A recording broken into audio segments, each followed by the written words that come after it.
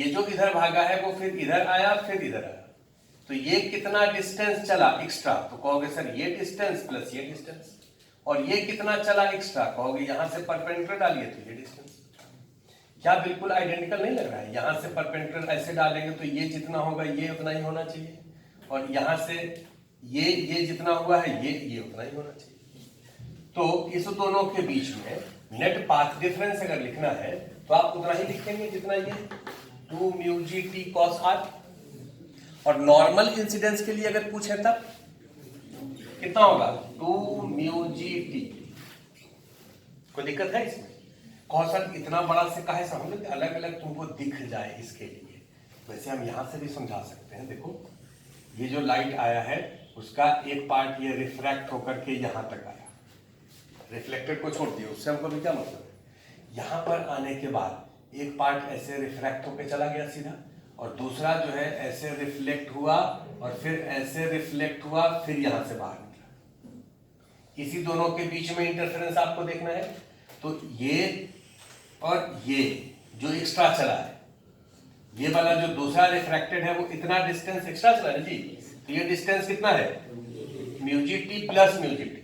तो इस दोनों के बीच में पाथ डिफरेंस कितना हो गया 2 म्यू जी टी। डायरेक्ट समझा? ये 2 म्यू जी टी हुआ। अच्छा, सोर्स पर फेज डिफरेंस है कि नहीं? कहोगे नहीं, क्योंकि सर देखिए इसका फेज अगर जीरो है, इसका फेज अगर जीरो है तो इसका कितना है जीरो है, और इसका दोनों का सेम, क्योंकि ये रिफ्लेक्टेड किस सरफेस से है सॉफ्ट सरफेस से है। इसका जीरो क्योंकि ये रिफ्लेक्टेड किससे है सॉफ्ट से है। ये हार्ड था और ये सॉफ्ट था, तो इससे ये इधर जाना चाह रहा था और इसी में रिफ्लेक्ट हो गया, तो सॉफ्ट सरफेस से रिफ्लेक्ट हुआ, तो इसका भी क्या होगा जीरो। इसमें रिफ्रैक्शन है तो फेज चेंज कितना होगा जीरो। इसका और इसका कितना होगा जीरो, तो बोलो इसका कितना होगा जीरो। तो सोर्स पर कोई भी फेज चेंज नहीं, तो नेट पाथ डिफरेंस तो इतना ही रह गया। ये नेट पाथ डिफरेंस कितने के बराबर एन लैम्डा। ये किसका कंडीशन होगा कंस्ट्रक्टिव इंटरफेरेंस का।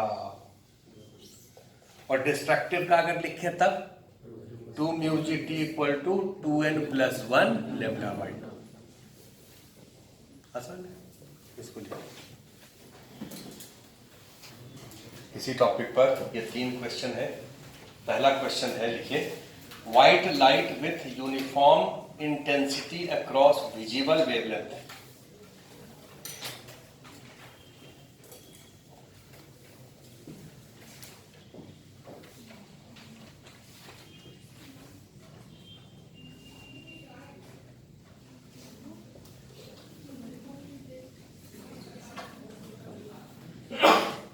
White light with uniform intensity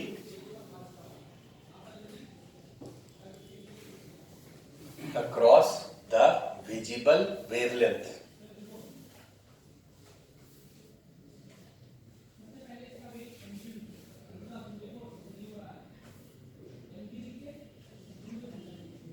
range 430 to 690 nanometer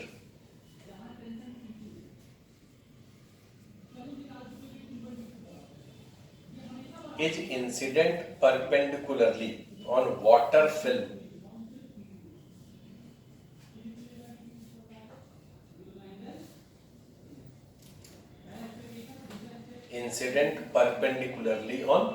water film refractive index 1.33 and thickness 320 nanometer.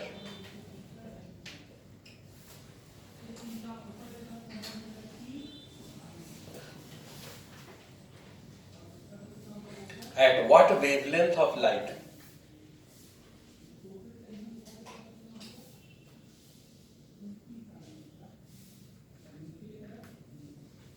At what wavelength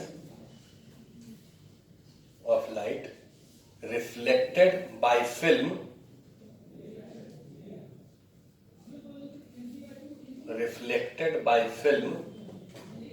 is brightest to an observer?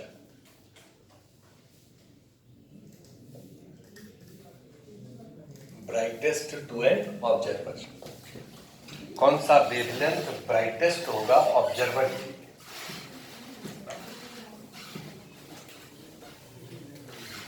यहां जरा बात सुनो, ये लाइट इंसिडेंट हुआ, approximately perpendicular incidence of the normal incidence, ये reflected और ये reflected होगा। ये दोनों रिफ्लेक्टेड लाइट जो है वो किसी ऑब्जर्वर को ब्राइटेस्ट दिखे का मतलब इंटरफेरेंस कैसा है? कंस्ट्रक्टिव। तो इस दोनों के बीच में कंस्ट्रक्टिव इंटरफेरेंस का क्या कंडीशन होगा? डायग्राम आप ऐसे ड्रॉ कर दे, याद कुछ मत करें, डायग्राम ऐसे ड्रॉ कर दो और इसके बीच में पाथ डिफरेंस हो गया 2 mu G mu W. Water का फिल्म है ये फिल्म किसका है? वाटर का। तो 2 म्यू डब्ल्यू इंटू टी, ये पाथ डिफरेंस हो गया।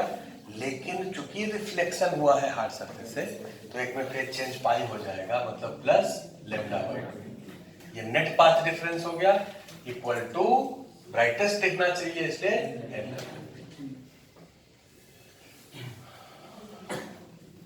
ये आपको दिया हुआ है, तो इसमें से कौन सा वेवलेंथ होगा इसको इधर ले आते हैं।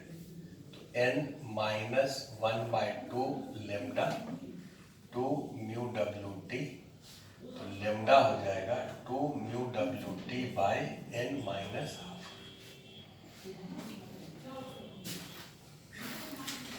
अब जरा इसका कैलकुलेशन कर लो n को छोड़ करके। तो 2 म्यू डब्ल्यू है 4/3 और t है 320 nanometre by n minus half. तो इसको जरा कैलकुलेट करो कितना आएगा।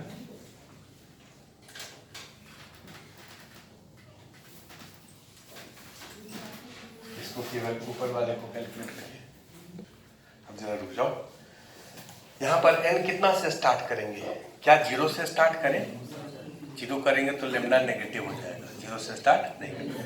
1 से स्टार्ट कर सकते हैं। अगर यहाँ 1 रखेंगे तो लेमडा कितना होगा? 1 माइनस 1/2 1/2 ऊपर कर दीजिए तो 3 दूना 6, 5 दूना 10, 0, 8 दूना 16, 117, इतना नैनोमीटर। क्या इस रेंज में है? चलिए दूसरा केस निकालिए। अगर इसका वैल्यू हम 2 कर दें तब कितना होगा? 2 माइनस हाफ 3/2 का मतलब 3/2 का मतलब 1706/3। 3 से काट दो, 3 × 15, 3 × 18, 24, अप्रोक्सीमेटली 9 नैनोमीटर। 569 इसमें है तो ये सही हो गया। और यहाँ पर अगर 3 रखेंगे तो ये इससे भी कम हो जाएगा, रख के देख लो। इसका मतलब इसको छोड़ देंगे, इसी रेंज में तुमको निकालना था, बात सही।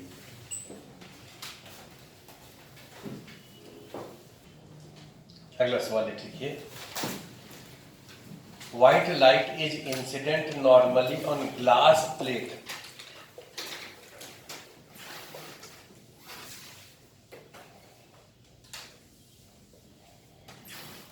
White light incident normally on glass plate, thickness 0.5 micrometer.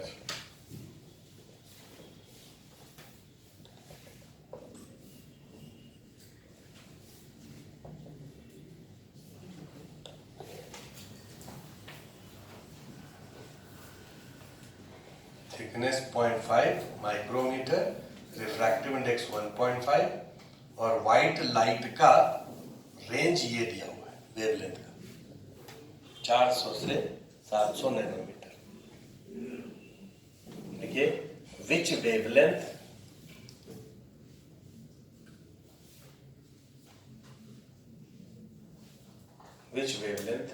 Will strongly reflect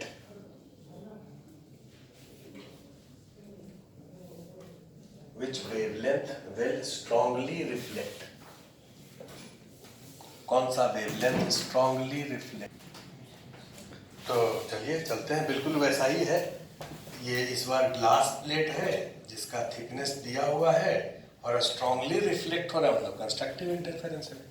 करना कुछ नहीं है, तो पता नहीं काहे नहीं बनाई, तो हमको थोड़ा आश्चर्य लग रहा है, सब लोगों से बनना चाहिए था।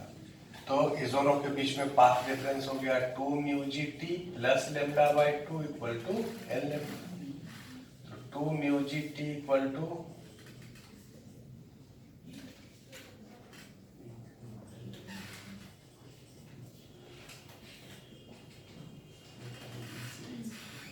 म्यू जी का वैल्यू 3 हो गया इंटू टी, तो 5 थी 15, 1.5 10⁻⁻6 नैनोमीटर से टच में अगर इसको लिखते हैं तो माइक्रो है ना जी, 3 हो जाएगा, 1500 हो जाएगा।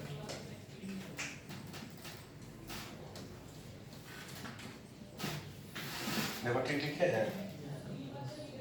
अब n का वैल्यू 2, 1 से स्टार्ट करो, तो 15 गुना 300 नैनोमीटर, 300 नैनोमीटर तो 700 से ज्यादा है, तो उसको छोड़ देंगे। n का वैल्यू क्या देंगे 2, तो 2 देंगे तो कितना होगा 1500/3/2, तो 300/10, तो 10 100 नैनोमीटर, 10 नैनोमीटर भी इससे ज्यादा है, ये भी नहीं होगा। n का वैल्यू क्या दें 3, 1500/3 माइनस हाफ,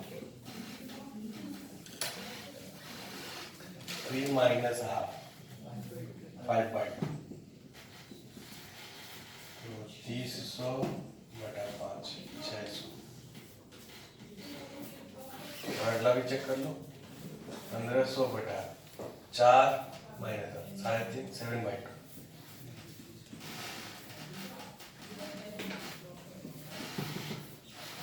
कितना आएगा 467,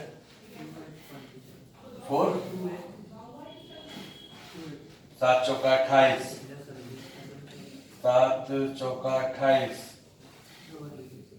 5। इससे और कम करेंगे तो नहीं होगा।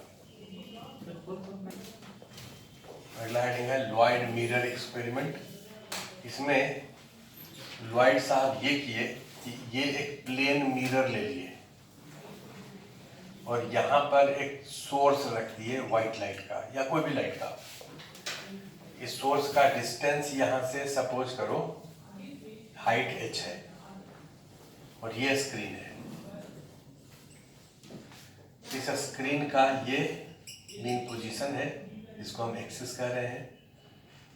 ये जो व्हाइट लाइट है, इस व्हाइट लाइट से लाइट निकल करके इस स्क्रीन पर आएगा, ऐसे ऐसे ऐसे।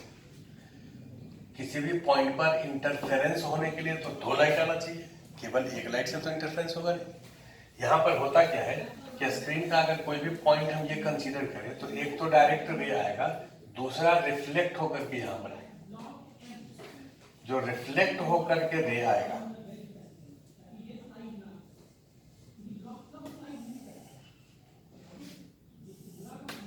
ये जो दूसरा रे ऐसे रिफ्लेक्ट होकर के आया, यहां से आया ऐसे रिफ्लेक्ट होकर के गया, इसको जब आप पीछे प्रोड्यूस करेंगे तो वो इंटरसेक्ट यहाँ करेगा। ये तो आप रे डायग्राम में देखें, अगर तुमसे पूछें कि इसका रे डायग्राम ड्रॉ करो इस प्लेन मिरर से, तो आप कहोगे सर ये जितना भी रे इंसिडेंट करेगा वो सब रिफ्लेक्ट होगा और रिफ्लेक्शन के बाद जब पीछे प्रोड्यूस करेंगे तो यहाँ इंटरसेक्ट करेगा। एक रे जो ऐसे आएगा वो ऐसे जाएगा, उसको प्रोड्यूस करिए इसको प्रोड्यूस करिए तो यहाँ पर इंटरसेक्ट करेगा। इसका मतलब ये जो रिफ्लेक्टेड लाइट है उसको कह सकते हैं कि वो इस सोर्स से आ रहा है। This behaves as a secondary source, और ये जो सोर्स है वो इसी सोर्स से जनरेट हुआ है, इसलिए ये दोनों कोहेरेंट सोर्स है। ये दोनों कैसा सोर्स है? मतलब ये जो लाइट और ये जो लाइट इस पॉइंट पर आ रहा है, ये दोनों कोहेरेंट सोर्स से आ रहा है। ये तो कंडीशन है कि आपको इंटरफेरेंस तभी दिखेगा जब दोनों लाइट वेव कोहेरेंट सोर्स से आए, और कोहेरेंट सोर्स का कंडीशन है कि एक ही सोर्स से जनरेट हो। ये दोनों के बीच में यहाँ पर कंस्ट्रक्टिव इंटरफेरेंस हो या डिस्ट्रक्टिव इंटरफेरेंस हो तो नेट पाथ डिफरेंस क्या होना चाहिए? 0 होना चाहिए। अब देखो ये दोनों सोर्स जो है उसके सोर्स पर फेज डिफरेंस कितना है, तो आप कहोगे पाई, क्योंकि यहां से जो लाइट ऐसे आया है वो तो डायरेक्ट ऐसे आया, दूसरा जो रे ऐसे आया है वो रिफ्लेक्ट हुआ है। बोलो इसके और इसके बीच में फेज चेंज कितना है, अगर इसका फेज जीरो माने, इसका भी फेज जीरो माने, इससे जितना भी लाइट निकल रहा है उसका फेज हम जीरो माने, तो इसका फेज अगर जीरो है तो रिफ्लेक्ट तो हार्ड सरफेस से हुआ है, तो इसका फेज चेंज कितना होगा, पाई होगा। इसका मतलब इसके और इसके बीच में सोर्स पर फेज डिफरेंस कितना होगा, पाई होगा।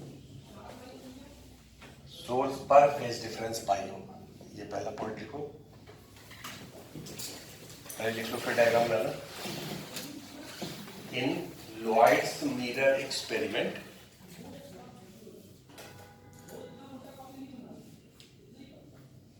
Lloyd's mirror experiment, phase difference at source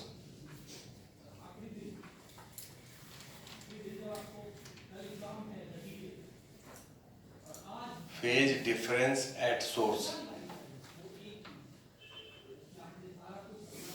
equal to pi.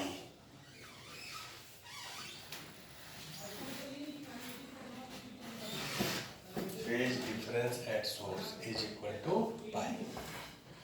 ये पहला पॉइंट हो गया। दूसरा पॉइंट, ये जो पॉइंट है इसको अगर हम O कहें तो इस पॉइंट पर मैक्सिमा नहीं बनेगा, मिनिमा बनेगा। मिनिमा क्यों बनेगा, क्योंकि आप देखो एक जो लाइट ऐसे आया और दूसरा जो लाइट ऐसे आया, ये वाला लाइट कैसे आया है, तो कहोगे कि सर यहाँ पर एक लाइट ऐसे आया, दूसरा लाइट जो इसी के जस्ट बगल में आकर के रिफ्लेक्ट हुआ, उसको पीछे प्रोड्यूस किया तब यहाँ पर आया।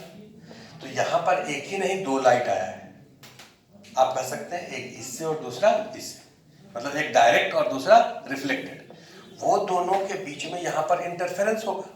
कैसा इंटरफेरेंस होगा, तो कहोगे सर इसका पाथ डिफरेंस तो जीरो है। पहले से तो ये देखते थे कि इसका पाथ डिफरेंस जीरो है, तो यहाँ पर पाथ डिफरेंस जीरो मैक्सिमम है, लेकिन उस समय सोर्स पर कोई भी फेज डिफरेंस नहीं होता था, सोर्स दोनों सेम फेज में होता था, तब ये पाथ और ये पाथ देखें। लेकिन हम कहेंगे ये दोनों source he 180 degree out of phase है, तब तो नेट पाथ डिफरेंस यहाँ पर λ/2 हो जाएगा। बोलो ना, जैसे अगर तुमसे कहें कि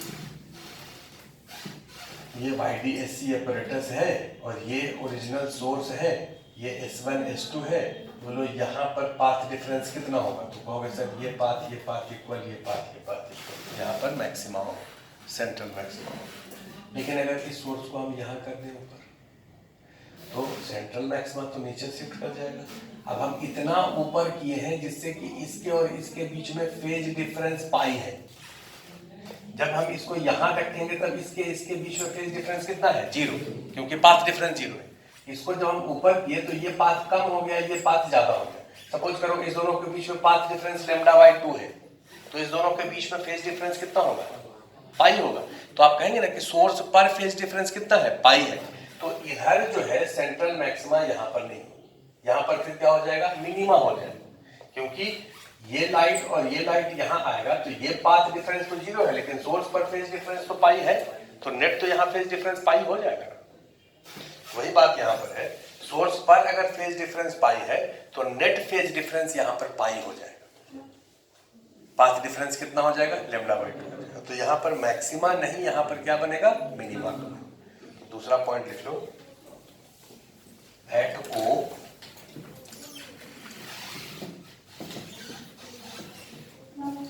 O there will be minima,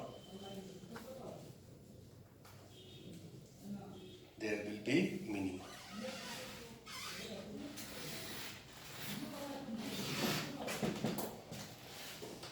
और तीसरा पॉइंट ये है कि यहाँ पर जो आपको इंटरफेरेंस पैटर्न मिलेगा उसका फ्रिंज विड्थ कितना होगा। फ्रिंज विड्थ, ये बताओ कि जब सोर्स यहाँ था तब इस पर जो फ्रिंजेज मिल रहा था उसका फ्रिंज विड्थ आप कितना लिखते थे, dλ/d। और सोर्स को जब हम यहाँ कर दिए तब फ्रिंज विड्थ इतना ही रहेगा कि चेंज कर जाएगा? इस सोर्स को यहां से उठा करके यहां कर दिए तो फ्रिंज विड्थ सेम रहेगा कि चेंज करेगा? सेम रहेगा। केवल सेंट्रल मैक्सिमा शिफ्ट करके यहां आ गया, बाकी यहां और अगला मैक्सिमा उसके बीच का डिस्टेंस तो सेम ही रहेगा।